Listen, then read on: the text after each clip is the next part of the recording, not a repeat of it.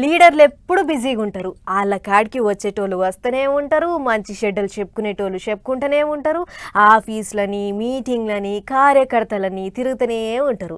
వాళ్ళ ఇలాకల ఉండేటి తక్లీఫ్లను అరుచుకుంటూనే ఉంటారు. అందుట్లా రాష్ట్రానికి సీఎం అయితే ఇంకెంత బిజీ ఉంటుంది చెప్పుర్రి.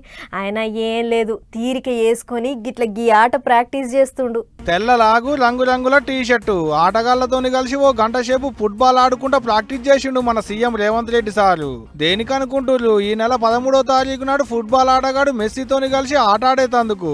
ఆవు అయ్యాల అర్జెంటీనాకేంచి మన హైదరాబాద్ కు వస్తుండు ఫుట్బాల్ ప్లేయర్ మెస్సీ. అయ్యాలనే ఆయనతోని కలిసి ఉప్పల్ స్టేడియంలో ఫుట్బాల్ ఆట ఆడతారట మన సీఎం సారు. దానికి అన్ని తీర్ల సవలతులు చేస్తున్నారు కూడా సర్కార్ తరపుకెంచి. రాష్ట్రానికి అంతర్జాతీయ గుర్తింపు తెచ్చేతందుకే మెస్సీని తెలంగాణ గ్లోబల్ బ్రాండ్ అంబాసిడర్ లెక్కన తెలంగాణకు పిలిచిరట మన గవర్నమెంట్ వాళ్ళు. అంతేకాదు మెస్సీతోని ఫుట్బాల్ ఆట ఆడేతందుకు ఎదురు చూస్తున్నాం అనుకుంటే ట్విట్టర్ గుట్ల రాసుకొచ్చిండు కూడా సీఎం సారు. అయితే అర్జెంటీనాకేంచి హైదరాబాద్ కు వచ్చినాక ఇక్కడ వాళ్ళతోని కలిసి ఫుట్బాల్ ఆట ఆడతారట మెస్సీ. దాంట్లో మన సీఎం సార్సుతో ఉంటాడు అన్నట్టు.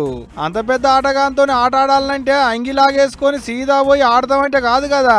అందుకనే ఇగో ఇట్లా ప్రాక్టీస్ చేస్తుండు కావచ్చు.